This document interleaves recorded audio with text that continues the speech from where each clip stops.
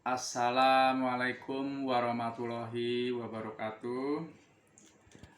Selamat pagi anak-anakku semuanya yang hebat-hebat ya.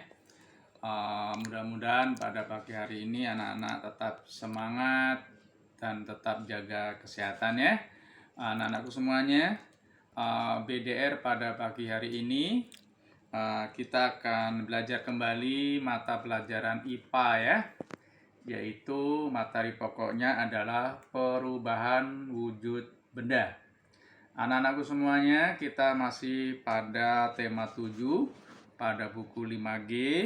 Anak-anak nanti bisa buka halaman 52 sampai 55 ya, tentang perubahan wujud benda.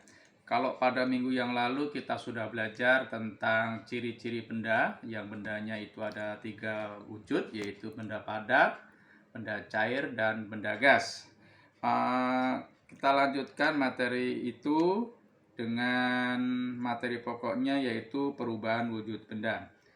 Benda yang ada di permukaan bumi ini bisa berubah wujud dari padat ke cair, dari padat ke gas, dari cair ke padat, atau dari cair ke gas, bahkan dari gas ke cair pun bisa ya. Perubahan wujud benda dari padat yang menjadi cair itu disebut dengan mencair atau melebur. Nah, itu contohnya es batu dalam bentuk padat kemudian berubah jadi air, itu disebut dengan mencair ya.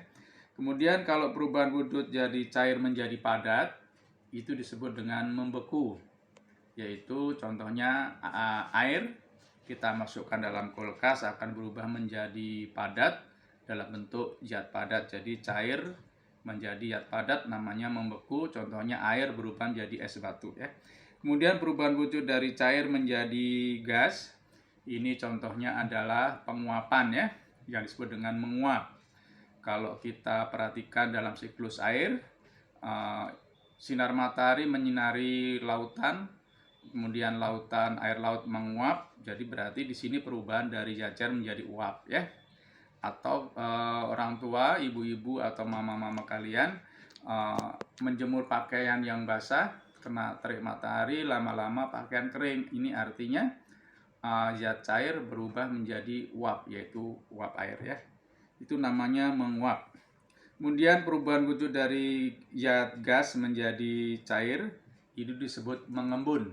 Jadi uap air yang tadi menguap dari pakaian yang basah atau air laut yang menguap karena sinar matahari, di angkasa luar sana berbentuk wujud uap. Kemudian karena tekanan yang tinggi dan suhu yang rendah, akhirnya uap air yang ada di atas berubah wujud menjadi cair yang namanya hujan atau embun pagi ya.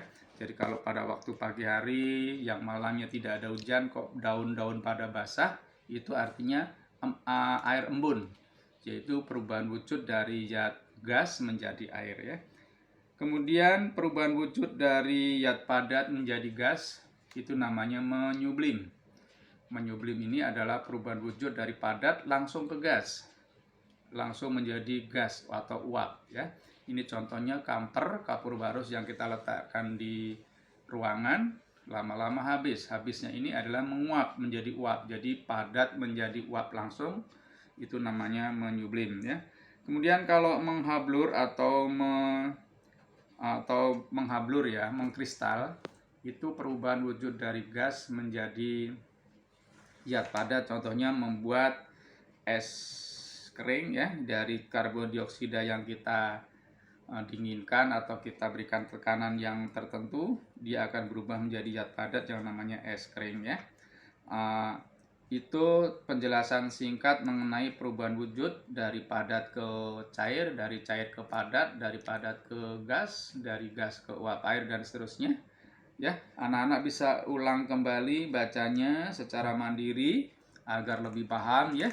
Kemudian anak-anak lanjutkan tugasnya, yaitu pada halaman 55 ya, halamannya 55, yang bagian yang ayo berlatih saja.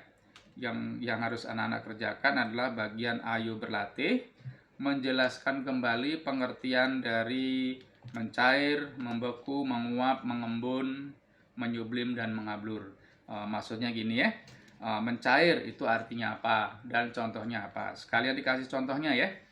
Yang Ayo Berlatih halaman 55 menjelaskan arti kata kosakata yang sudah ditentukan, kemudian memberikan contohnya ya. Misalnya halaman 55 yang Ayo Berlatih ya.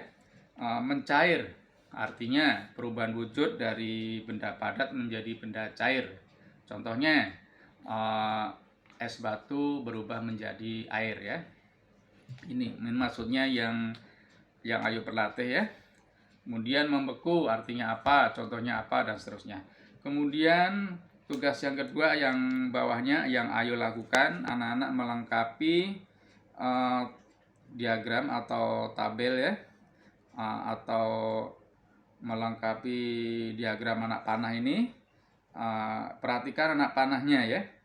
Misalnya anak panah yang bawah ya, yang padat ke cair, berarti perhatikan anak panahnya dari padat, benda padat ke benda cair. Anak panahnya, di dalam anak panah itu ditulis misalnya mencair. Kemudian kalau dari cair ke padat, lihat anak panahnya, di anak panah itu ditulis membeku gitu ya, dan seterusnya.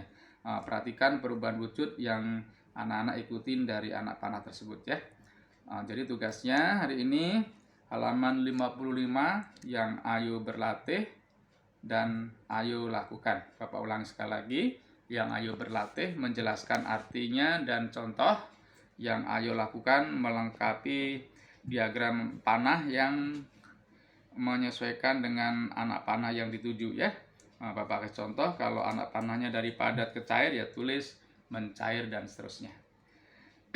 Itu yang bisa Bapak sampaikan, mudah-mudahan anak bisa menangkap, dan kalau kurang paham anak-anak bisa baca kembali materinya halaman 52 sampai halaman 54 ya.